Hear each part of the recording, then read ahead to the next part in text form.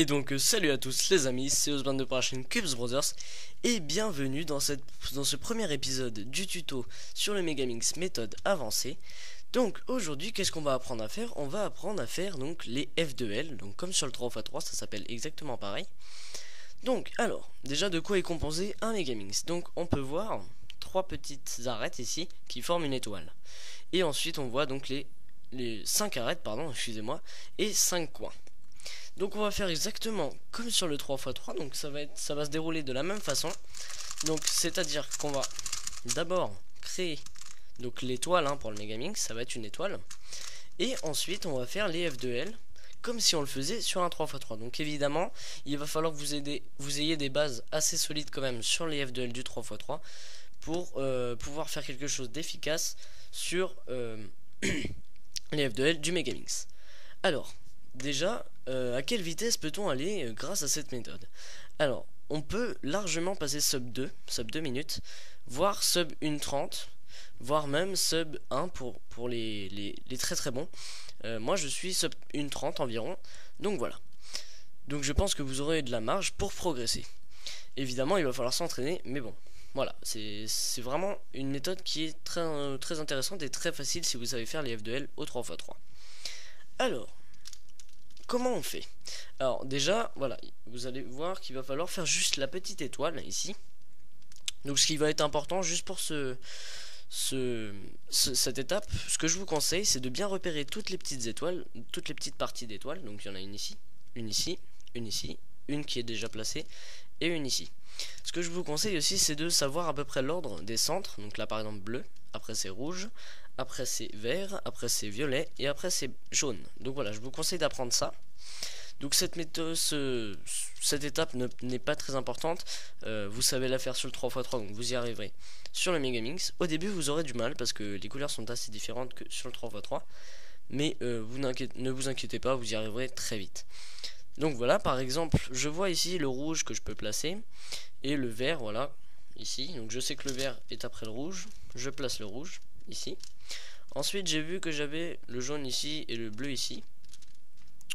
Mais voilà, je peux placer le violet assez facilement ici. Donc je fais comme ça, hop, voilà. Et ensuite je place donc le bleu et voilà, le jaune. Donc ça c'est pas une partie très dure, c'est totalement intuitif.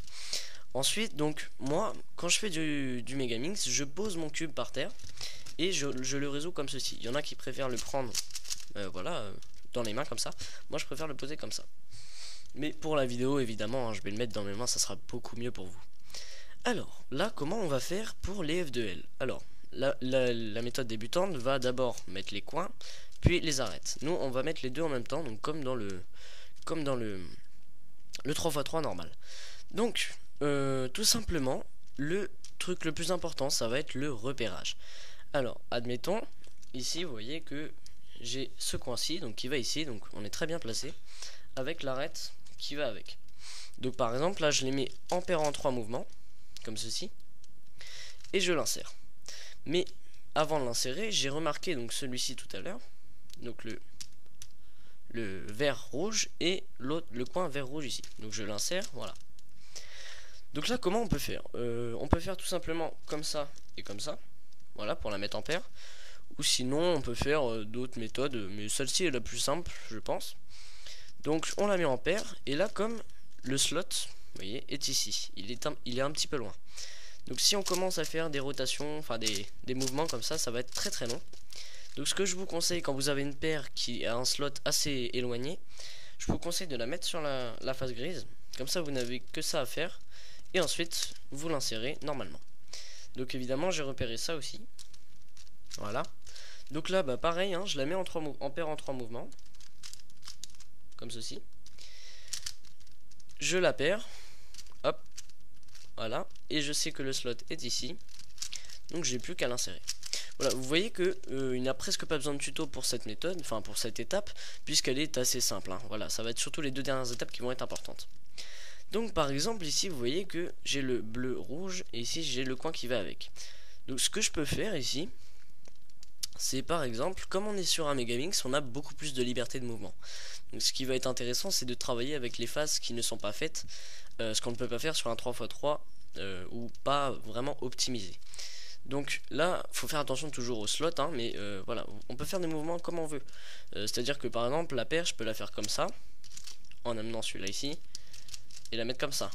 Ou je peux faire plein d'autres choses. Je peux par exemple mettre ici, voilà ma paire, et ensuite, voilà, faire la paire. Vous voyez, on a beaucoup de liberté de mouvement, et c'est ça qui est super intéressant sur le Megamix. Donc ensuite, on tourne le cube, on sait qu'il nous reste plus qu'un slot. Donc là, on repère très facilement cette paire là, donc comme je vous le disais, hein, liberté de mouvement, hop, voilà, tout simplement deux mouvements, ce qu'on n'aurait pas pu faire sur un 3x3. Et ensuite, voilà, on l'insère comme ceci. Donc on peut l'insérer de plusieurs façons, hein. On peut l'insérer en sledgehammer, comme vous voulez. Ça ne change rien, c'est comme sur le 3x3. Donc voilà, la première étape est terminée. Ne vous inquiétez pas, c'est pas beaucoup plus dur le reste. Sachant que ça c'est très très facile si vous savez faire sur le 3x3. Donc la prochaine étape, ça va être de faire donc tout sauf la dernière couronne. Ce qui va être assez simple mais un petit peu long, vous allez voir. Il va falloir essayer de le prendre en main, ça va être un peu dur au début, mais ne vous inquiétez pas, vous y arriverez. Je vais essayer de vous expliquer au maximum. Donc voilà, j'espère que cette vidéo vous aura plu. N'hésitez pas à commenter, à liker et à vous abonner. Et je vous dis à samedi pour les S2L, donc toute la partie latérale. Allez, à samedi. Salut.